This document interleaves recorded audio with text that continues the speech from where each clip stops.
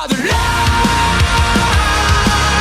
wasted on the side of a road to nowhere. All right, welcome back, ladies and gentlemen, boys and girls.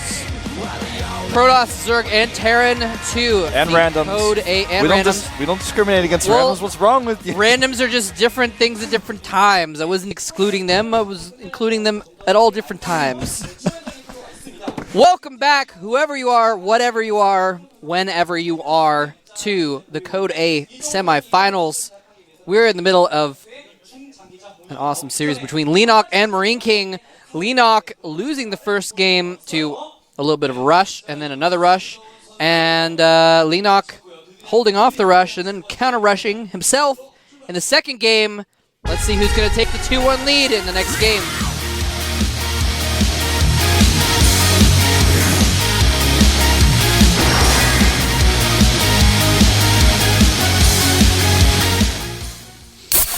I'm like rocking out here to the intro music. Here is our Zerg player. Playing very high level this entire tournament thus far. Let's see if we can bring it home here. FXO Leenock.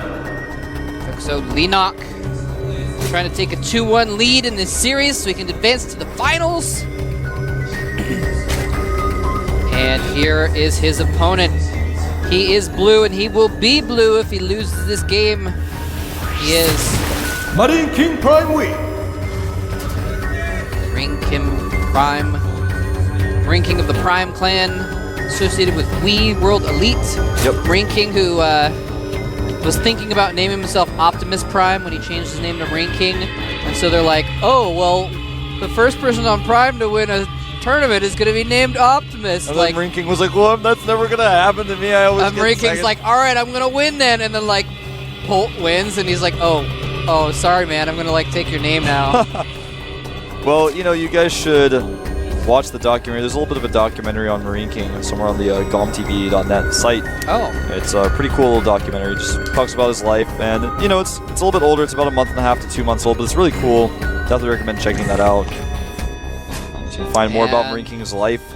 Look at that, Leenock, he sent his Overlord in, it spotted the racks, and then went away before being seen by the racks, so he knows where MarineKing is, he knows there's a barracks there, and I don't think MarineKing knows where Leenock's coming from just yet. And he's actually going to even drone scout. Just wants to be absolutely sure. Absolutely sure. Make sure that barracks didn't get canceled as a trick. Well, he's just checking around to see if there's a barracks on the low ground that got planted or what's going on. He wants to see if there's a command center he can find. There's nothing like that to find, although it is going to be a one barracks expand from MarineKing. Yeah, MarineKing, I mean, he actually lost a game on this map, I think, or he almost lost it. Yeah, I think he lost it because he actually, like, expanded really quickly like he just did, and then just for some reason didn't see the rush coming and was like, oh, actually, even though there's a rush coming, I'm just not going to move up my ramp. I'm just Yeah, I leave my remember that game. That was open. really weird. Who was that against? Was that, I don't remember, was that Yu-Gi-Oh? Or, I don't remember. I just remember the circumstances where I was like, why didn't he just run and hide? But he is going to try and expand to his natural. A little bit risky, but, you know, when Leenock scouts this, I have a feeling he's probably just going to get a third base. Well, the riskiest thing about what MarineKing is doing is he hasn't scouted yet at all. Oh, yeah, true. So he doesn't know what he's up against, but again, he can predict that most likely Leenock is, well, what I wouldn't predict is that Leenock is making a Roachborn right now, but I think that's not a prediction. That's an observation, man. yeah, I wouldn't have predicted that, man. I just observed that, though. Oh, okay, I thought you said you're... No, I was like, well, what I wouldn't have predicted was that he's, yeah. Anyway. Oh, yeah, no, I wouldn't have either. Yeah, he wants to get aggressive here, and MarineKing has actually not made a bunker. And, you know, did he... He hasn't scouted at all. Has Leenock, did he spot that command center? Yeah, he saw it with an Overlord. Okay, so yeah, I think that's why he decided to do that. And again, though, you know, Leenock's style would be to play macro, and he caught MarineKing last game off guard. Oh, man. Sorry. No, what's that? There's a Zergling that has 1 hit point left, and as he was chasing it, then decided not to for some reason, didn't kill it. I thought it was on camera, but it wasn't. I'm sorry. Oh, is the SCV gonna die? No, the Zergling dies. See that Zergling right there that had 7 hit points now had 1 hit point before? Wow. They should make a movie about that Zergling. It's going to be called The Lucky Zergling. They should make a children's book about that Zergling, man. Yeah. And they like teaches you words or like teaches you how to spell. It's like Lucky the Zergling went out for a walk one day, Yeah. and MarineKing got combat shields. Yeah, he did. And these roaches, there's 6 of them right now. They are going to do an intense amount of damage because MarineKing just hasn't made a bunker. He doesn't know what's up. And, I mean... He didn't take the watchtower. He could have taken the watchtower, but he was like, well, I don't really want to. And now he doesn't know this is coming. I don't understand. He's going to, like, this SCP's like, can I make this? And the roaches are like, no, you can't make that. Is he going to run? No, he's going to fight. He's like, Why not even going to cancel it. Okay, there he goes. Okay, well, he does have a lot of Marines, actually. If he brings those SCVs in, he might be able to do some damage. He's got a Marauder as well. He's going to be able to take out some roaches very quickly. If he target fires, he doesn't do the best target firing, but he's just got too many forces and overwhelms those roaches. Yeah, well, the timing on those Marauders coming out was pretty important, and the roaches, you know, they came, but it's Terminus. Maybe what MarineKing was thinking was no matter what he's doing, whatever he's going to send at me, I'll be okay with it. That was very scary, though. He just barely had enough. And with roaches, what happens is things spiral out of control very quickly with roach counts. Like I was talking about last game with the Marines and the medevacs. It's like if you have just enough roaches, you just kill everything very easily, but there's this very fine line, and MarineKing just barely was over the fine lines where you could hold it off very easily. And the Marauders really help with that. Plus his Marine count was quite good. Combat shields are done now, though. He's going to move out. He's going to be very aggressive. And I think it's a good choice given that his opponent invests a lot into those roaches. Now he's trying to drone up. 14 Zerglings on the way, though, because he knows it's coming.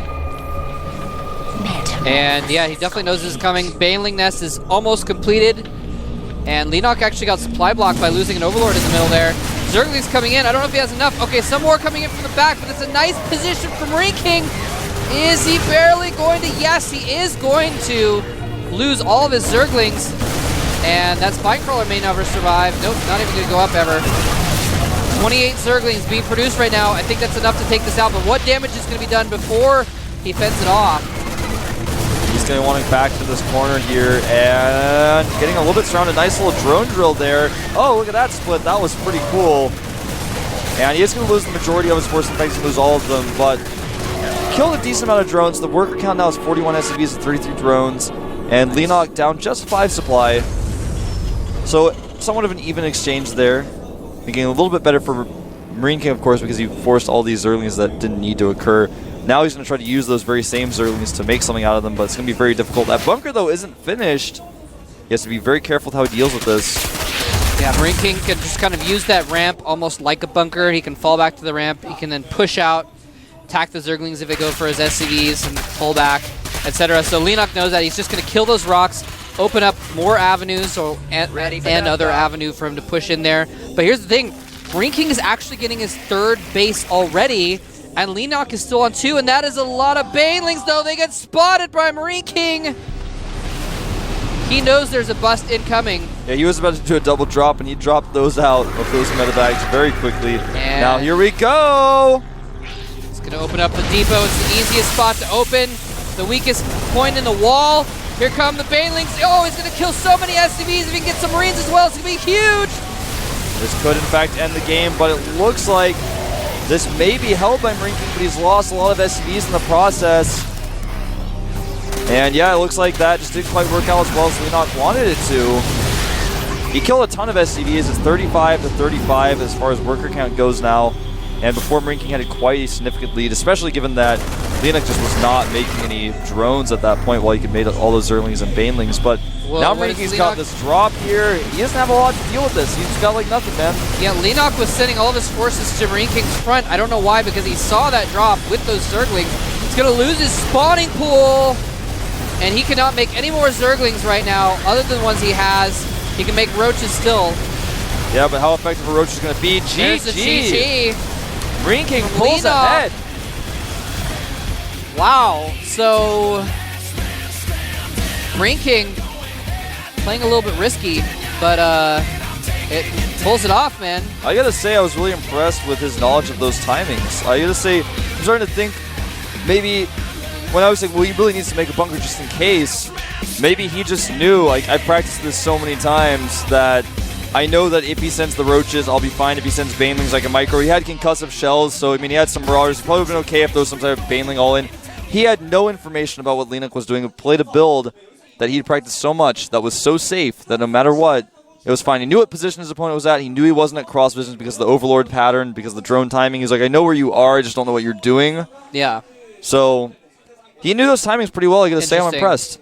Yeah, definitely impressive play there, and holding things off very well. I find it really interesting that Leenock has been doing so well with his style of, playing the tug of war game of of pressure and econ. And the last 2 games, he's just decided not to. Well, actually, all 3 games, instead of trying to play a macro style, he's been being more aggressive. And I don't know if it's trying to fake MarineKing out because it's opposed to his normal style or whatever, but it hasn't really been working for him. I think in Game 4, he might want to just go back to what works for him, although it is going to be on Daybreak, I believe. Yeah, a giant map. It's one of our new maps. It's pretty big. There is a destructible rock in the middle. It's actually destructible debris. Don't be confused. It's actually a chunk of debris in the middle of the map. It's like there's nicely no rocks melted in that debris. together. It's nicely melted together into this nice little pattern. It has 2,000 hit points. The person who created it actually made sure that it was still destructible. Like, it only has 3 armor. Yeah. It can still be destroyed. It's not regular debris where it's like, oh, I don't know if I can really break this. This is a chunk of destructible debris in the middle of the map. You can break that though. It is destructible. You can go through there, and then it's not as long of a rush distance as it was before. True. I wonder what destructible debris is made out of, because you figure according to the lore, it's got to be something that just settled there. Was that where a settlement was, and there was a space earthquake that knocked all the buildings down, and so now there's debris instead? Or is that where asteroids burned up in the atmosphere? Okay, there's this creator named Wind Park Prime, and he actually there was no crazy settlement or anything like that. There was actually this thing called the StarCraft map editor, and there was this the selector, and he selected the destructible debris, and he placed it in the center of the map. That's how it came to be. That's actually the true story. I'm not lying to you guys. That's how it was made. It wasn't an old colony or anything like that, Mole Trap. I know that kind of makes sense, but sure. And the next thing you're going to tell me that Ranger's just a character, and he's not a real hero. He is a real hero, man. Well, his character is that of a hero, yes. He's also a hero class character. Shattering my brain right here. So confused. My world has been turned upside down. Let's find out if Leenock's world will be turned upside down in Game 4.